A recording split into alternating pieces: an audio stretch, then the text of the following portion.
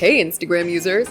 Meta just dropped advanced safety features for teen accounts, making DMs safer than ever. Is this a game changer for young users? Welcome to GadInsider, your hub for the hottest tech news. Let's dive into these new protections. Meta announced new safety features for teen Instagram accounts, boosting protection in direct messages. From spotting scammers to easy reporting, these tools aim to keep teens safe. Want the full scoop? Keep watching. Meta's latest update adds two key safety tools for teen Instagram accounts. First, when texting someone in DMs, even if you follow them, you'll see safety tips and the user's account join date to help spot potential scammers. Second, a new block and report option appears when blocking someone from DMs, making it easier to report issues to Meta directly, building on existing features like safety notices, location notice, and nudity protection. These updates aim to shield millions of teens from harm. Meta also extends some teen protections to adult-managed accounts for kids, marked in bios,